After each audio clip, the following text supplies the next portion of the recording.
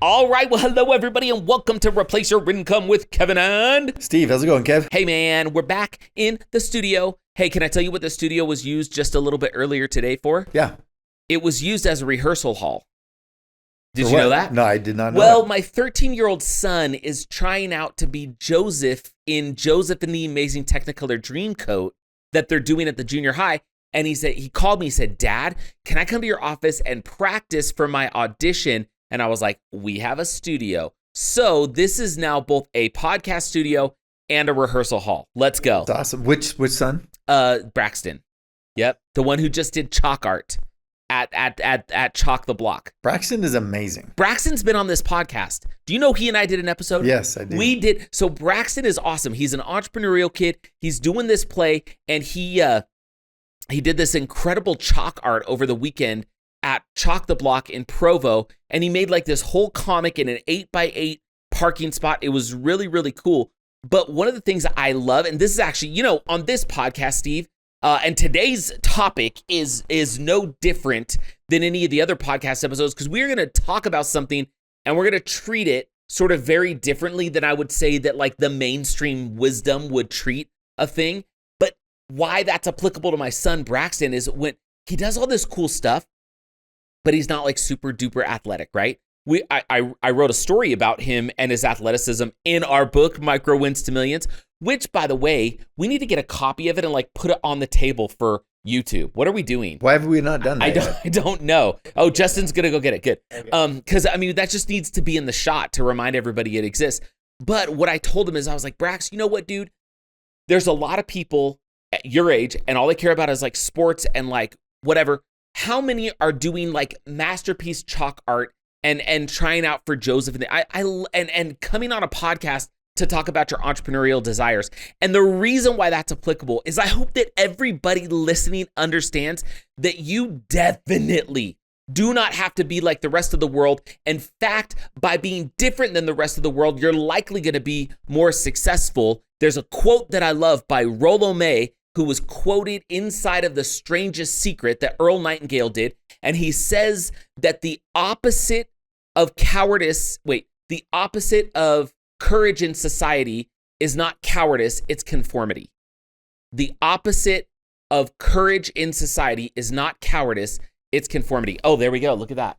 Let's zoom in on the book, Micro Wins to Millions. Can you get it in that camera right there?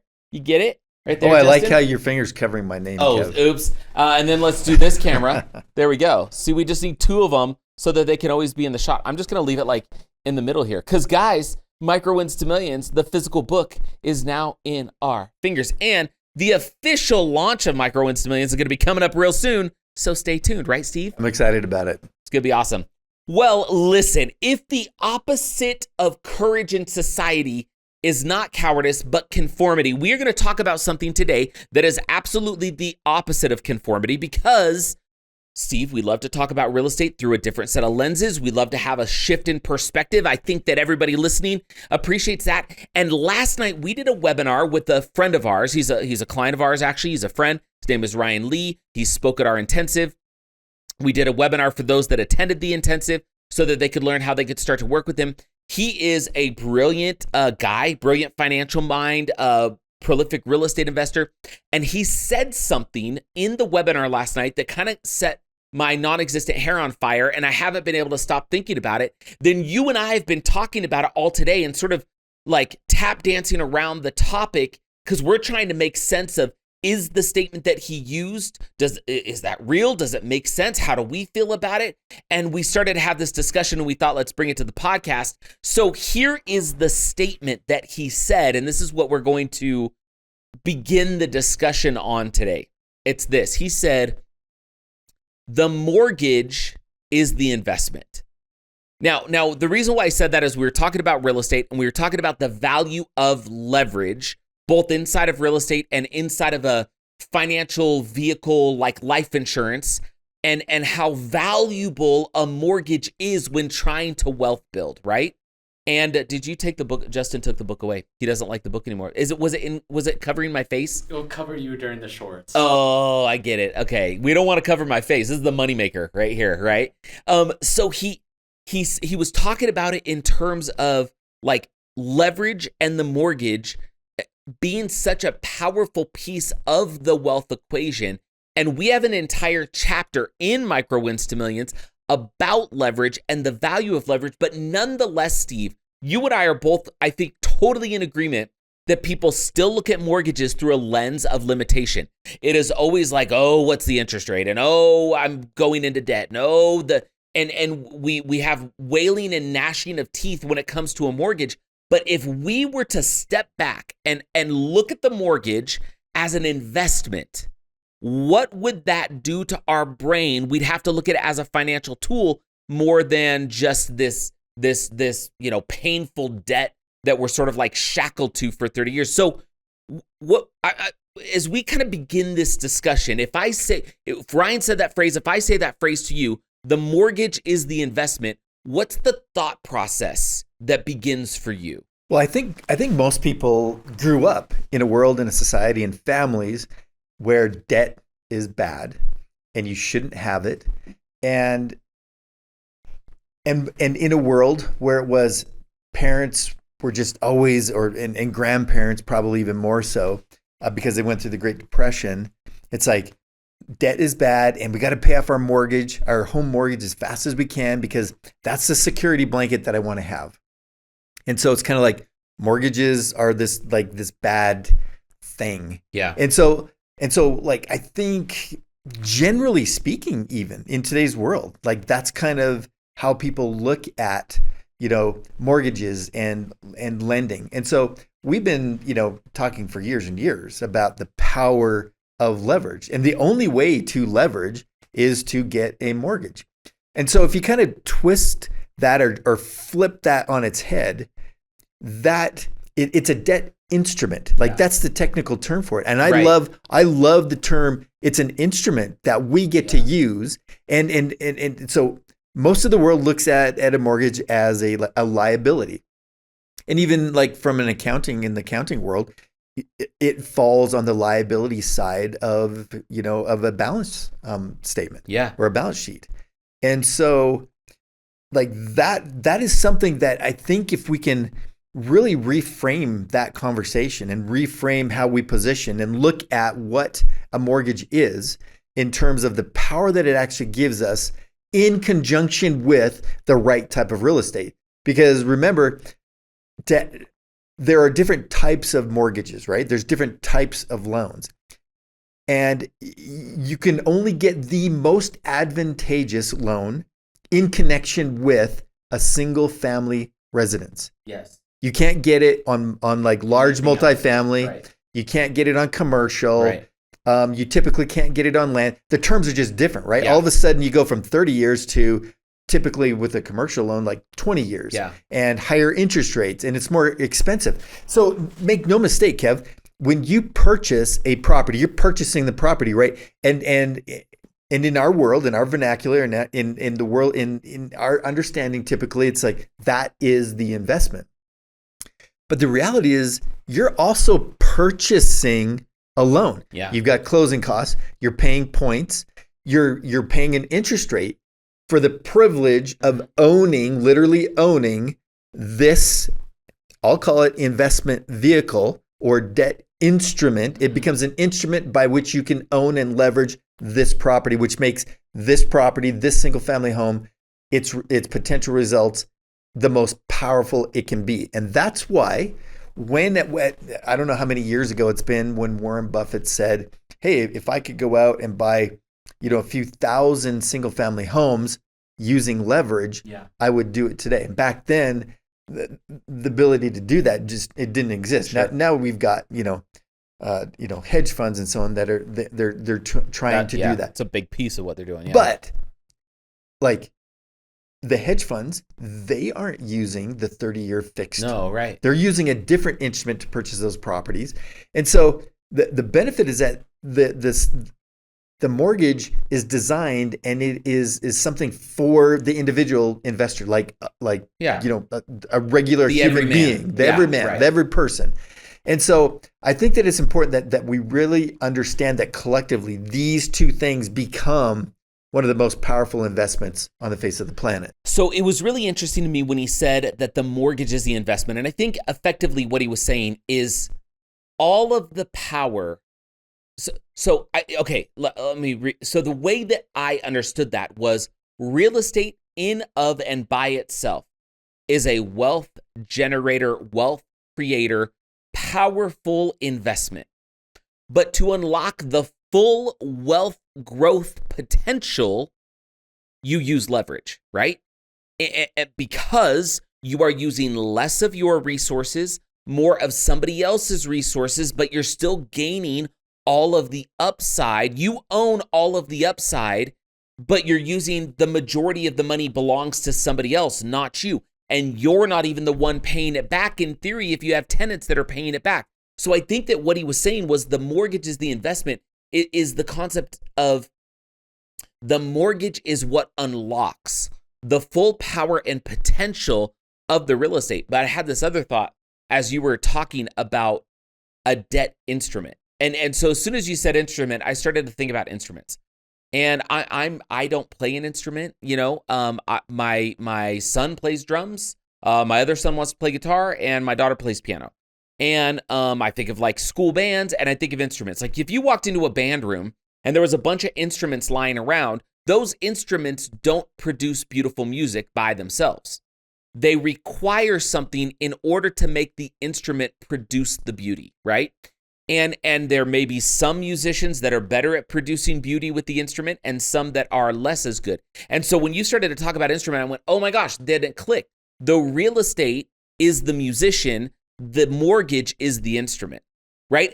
But now that means that you have to go and find the right kind of musician, right? The musician that can fully that can fully maximize the potential and the beauty that comes from the instrument. So if we were to put that into real estate terms, not all property is created equal, right? Because if you were to go and use a debt instrument like a mortgage, and you were to get the wrong property in the wrong market with the wrong set of conditions, it does become a liability and an expense. And now all of a sudden, while it's still an instrument, it's playing, it's out of tune and it sucks.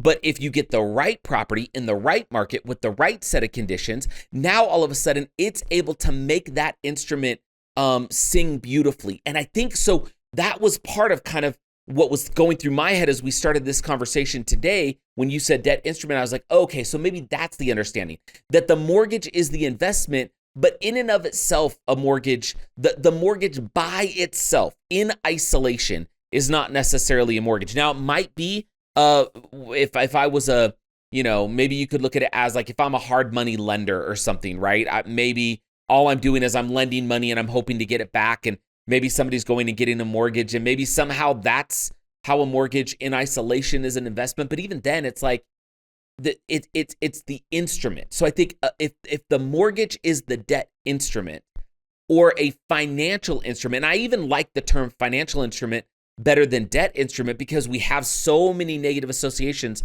with the idea of debt. So if we were to sit back and say mortgages are financial instruments for wealth creation, as opposed to I get a 30-year fix with an interest rate and I have to pay a bunch of points and I've got this liability. All we're doing is we're just shifting the entire conversation. And one of the things that I love about that shift is the other idea that Ryan pointed out and that you and I have talked about that I don't know that we've fully explored. I'm sure we have another podcast, but when we look at the idea of utilizing a financial instrument like a mortgage in conjunction with the musician of the real estate, of the right property, right market, right set of conditions, what happens is we are now locking in our interest in that financial instrument. And while the rest of the world goes crazy, right? Rents increase, stuff costs, we're paying 40% more at the pump and at the grocery store than we were 4 years ago or whatever it is now. As inflation continues, guess what? The rates that we have on our mortgages, Steve, how much have we don't do adjustable rate mortgages. We have fixed rate mortgages on our properties. So the interest rates that we locked in at on a 30-year term in this financial instrument, those interest rates are the same. Our payment doesn't change, but rents go up and the rest of the world goes crazy. And as our dollars become less valuable, we are basically trading less valuable dollars in the same quantity, but gaining all of the financial upside of the rest of what's taking place with inflation. Am I articulating that right? Does that make sense? I mean, that's the beauty of this, I'll call it instrument. I love that. Of this instrument of a mortgage is when you get the right one, it stays fixed, but it's attached to this home, right? And so collectively, like that's what makes this investment so good, so powerful for the individual person. And so the value of that property continues to go up, right? In accordance with inflation and everything, all of the economic conditions, supply, demand, the whole thing. But that loan stays steady. That's the consistent factor. That's the thing that's creating this value, because as your rents go up, does your interest go up? No, it doesn't. You may have some increase in taxes or whatever, The insurance, but your interest rate stays fixed. Yes. And so over time, your cash flow can increase dramatically, as well as the value of the property. So the value of the property is going up, and the debt portion of this instrument is going down every single month. So you got this, it's an inverse relationship. This inverse relationship happening. One of the other things that I just had the thought is what's really interesting is, generally speaking, the general population doesn't think in these terms, right? Yeah. And unless they listen to the Replace Your Income podcast. That's right. But I wonder if that's kind of by design, by the powers that be. I don't know. I'm not a conspiracy guy, but I just think from the standpoint of, it's kind of like, when you go to Costco and they have like some item and they have a reduced price, but you're limited to 10. Yeah. You only get to have 10 of these because the deal is so good. Right. That, I don't know if it's because they don't want to run out, or maybe that creates more demand, or I don't know why they do that, but they limit it. And it's kind of the same thing in real estate, that those who are making the rules are saying, hey, and by the way, you guys don't even know how good of a value this is, but we do. And so we're going to limit you to the number that you can put on your credit. Yeah. Now, there are other creative ways that you can buy more properties, but they limit the number of mortgages. Yeah. The 30-year fixed, most valuable mortgage that is attached to a single family home that you can only get in this combination, because in a different combination, you don't get it anymore. Yeah. But in this combination, you only get 10 on your credit, right? You're only allowed 10 on your credit. I just find that a really interesting kind of a thought that I just had as we were sitting here. No, I've never thought about that. I will say that I think that by and large, regardless of the party, the federal government usually tends to be in business for themselves and not for the average American, right? And so I don't know why that is. I have no idea. But what we're constantly trying to do is figuring out a way to navigate those waters. And I think that you're right. I've never thought about that, like limit 10. But it's true. It's like, this is the greatest financial instrument, wealth creation instrument that exists in conjunction with this physical single family property. And they're saying, hey, listen, that we're going to create an environment where you can only have 10 of them because, they're insuring the mortgages through Fannie Freddie or whatever it is.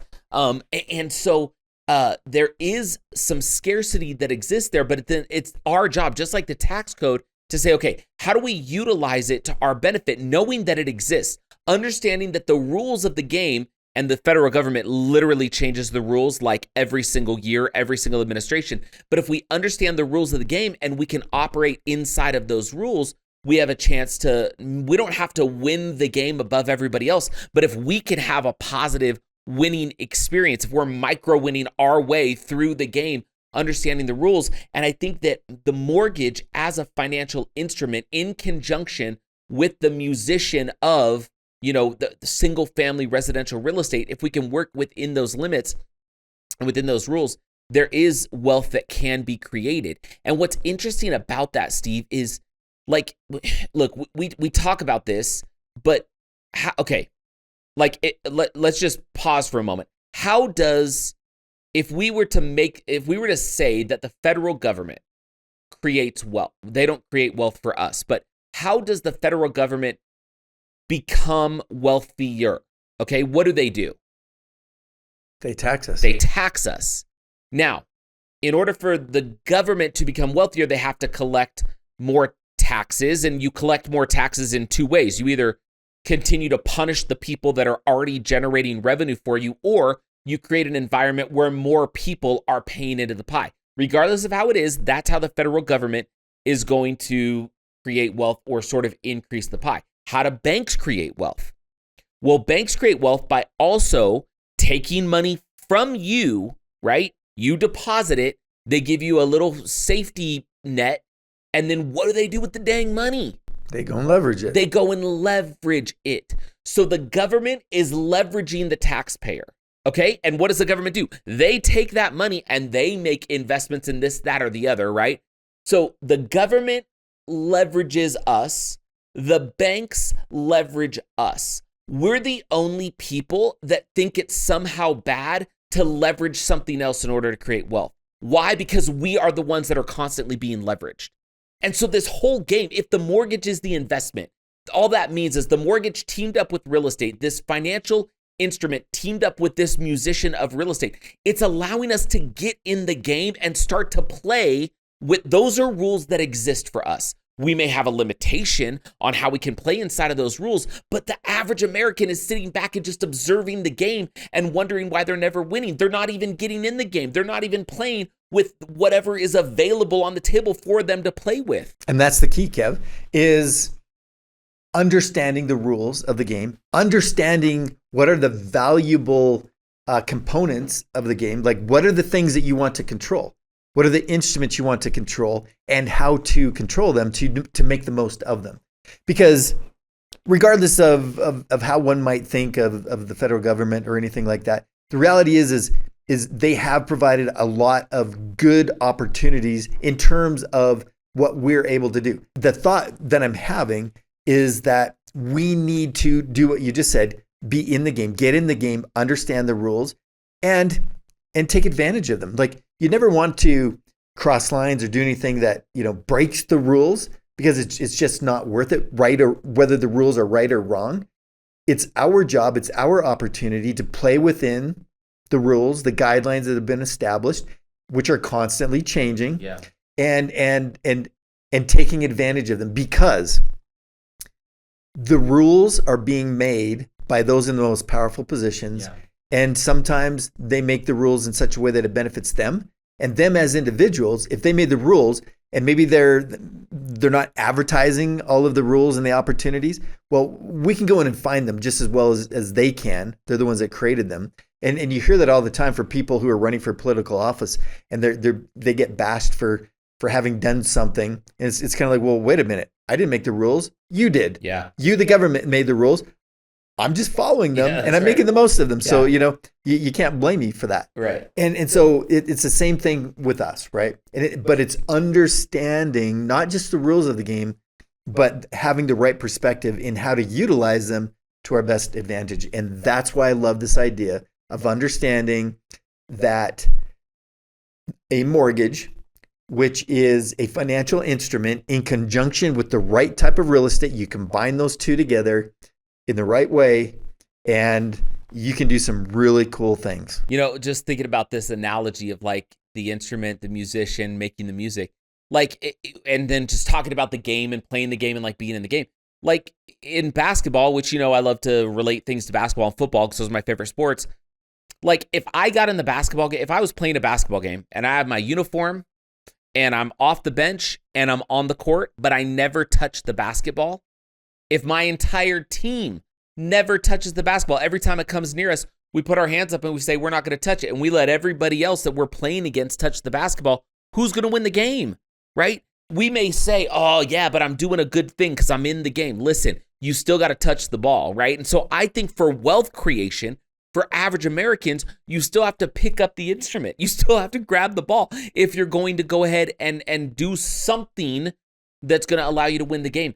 And, this whole concept of money is so fascinating to me. And I was having a conversation yesterday about this, and I had a conversation with my son. Actually, my 10-year-old said something to me just out of the blue. I don't even know where it came from. I think I was like cleaning up from dinner, and he's like, "Dad, do you know how to tell if money is real?" And I was like, "What do you mean?" He's like, "Well," and I don't know if this is true or not. He's like, if you shine it under a black light and it glows, it's not real. But if it doesn't glow, it's real because it's on cloth." And I was like, "Oh, cool. He knows that money is printed on cloth, not paper." And so we just started to have a discussion. And one of the things that's so fascinating to me is money. And I know we all know this, but I think it bears repeating, and we need to be reminded of this because it's all part of the concept of the game, okay? Money is nothing more than it's the piece that you move across the board, okay? We assign so much value to it. I mean, we literally have a company that helps people go and amass more of this stuff. But all that thing is that dang piece of paper, if that's what you hold in your fingers, it's a piece of cloth with some really sophisticated ink on it and security measures that is just a note. It is nothing more than a representation of value. And it's not even it's a somewhat static representation of value. Because a $1 bill always represents 100 pennies of purchasing power or trading power. But 100 pennies is a moving target, right? It's like a dollar buys less today than it bought yesterday. That's just the reality. A dollar tomorrow is going to buy less tomorrow than it buys today because we're in a high inflationary environment, and we're always in an inflationary environment, period, because we went off the gold standard and we print money, and the dang government doesn't even print money anymore, right? They do print some of it, but they're mostly just digitally magicking money into existence. And so when we think about it, and we assign so much value to this concept of money, but all the thing is that it is an instrument.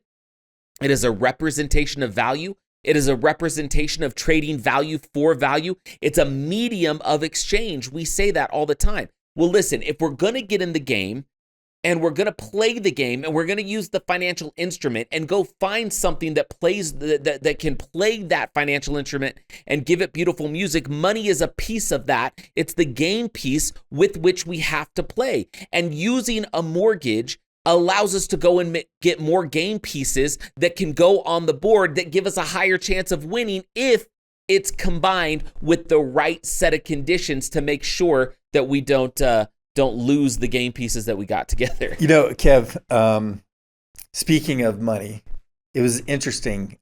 Yesterday, I was driving home in my truck, and I was listening to some news, and the news guy came on. He's, giving kind of the highlights of the news. And then he said, "Oh, yeah, and by the way, Warren Buffett is about to cross with Berkshire Hathaway, his company that owns all the different companies that he owns. It's about to cross the $1 trillion mark in valuation, which there are only 7 other companies on the planet that are worth more than $1 trillion. And Warren Buffett's company is one of those. And I don't think people really get, Kev. They don't understand like what is $1 trillion? Like there a million, a billion, right, and then like a trillion. Words. And so I just wanted to ask Siri this question. Okay, good. Okay. Let's do it. Hey Siri, how long would it take me to count to 1 trillion? Okay, she pulled it up, and it says, how long does it take to count to 1 trillion? I was hoping that she would actually speak. 31,710 years to count to 1 trillion. That's crazy. That's we can't even fathom. So in terms of money, I just bring that up as an interesting fact. But sometimes we talk in terms of dollars. We talk in terms of, having this money, and people throw around terms like billions and trillion, like the government now, like when they say, "Oh, this thing's going to cost $100 million," I'm kind of like, "Oh, that's cheap." Oh yeah, great, good deal. That's nothing. and so they'll be like, "Oh yeah, our budget this year is $2.1 trillion." That would take you almost 70,000 years to count to 2.1 trillion. That is It's insane. And I think the point that you're making, Steve, is we have to understand as consumers, as investors, as normal everyday people, that it is all a freaking game. That's the reality. We're in this game. It is up to us if we want to leverage or utilize that which is available to us. It is up to us if we want to play the game at all. We're either going to get played by the game or we're going to play the game. That's the reality. And most Americans are getting played by the game. But how do we play the game? We can utilize something like a financial instrument, like a mortgage, or a debt instrument like a mortgage. And when we team that with the right vehicle like real estate that gives us all these other, we are now playing the game in earnest. We are now doing the thing that the wealthiest do. If the government's leveraging us to make money, if the banks are leveraging us to make money, why not turn around and leverage the federal government and leverage the banks? That's all we're doing when we go get a financial instrument. We're leveraging the bank by allowing them to lend us money. And we're leveraging the federal government by playing into the tax code so they take less of our money. We're still paying what we're supposed to pay, but there's so many tax advantages that come with real estate. We're literally taking the rules of the game that they've all put in place, and we're saying, you're making all the money off us because you're playing us in the game. We're going to jump in the game, and we may not win against you guys, but we're going to win for us. And I think that is what's so powerful about this idea of a financial instrument and the reframe of a mortgage or mortgage debt or whatever. If we reframe it as a financial instrument, all of a sudden interest rate doesn't matter as much. All of a sudden, some of these things that we worry so much about as typical consumers is not as important. It's a financial instrument, and we are going to go find the right thing, the right vehicle, the right asset that can play that instrument and allow it to create beautiful music so that we can not only be in the game, but at least for us, for our family, for those who we love, we can win some aspect of the game. So anyway, it's kind of an interesting conversation. Anything you want to add before we conclude? No, love it, Kev. Great conversation. Something that we talk about frequently, but even in our conversations, we haven't quite articulated it in this way. But I feel pretty comfortable with the way that we've described and articulated it today. Yeah. So nice work today, Kev. Yeah. Okay. Well, thank you. I'm gonna give myself a reward. I'm gonna eat ice cream now. Okay. I'm gonna go eat ice cream. All right. You want to join me? Yeah, we've got some of those drumsticks. Yeah, drumsticks. The fake ice cream that's in a cone. Oh, so good. It doesn't even melt. You can put it on the table, and it doesn't like melt into. You can pick it up, and it's like liquid, but it's still in a ball. Yep, that's right. Everybody, if you want to do a fun experiment with your kids this weekend, go get a drumstick and leave it out for hours and watch what happens. It is synthesized ice cream. RFK will put an end to that, I think. I think that is going to be his goal. All right, everybody, thank you so much for joining us on Replace Your Income. We'll talk to you real soon. Have a good one.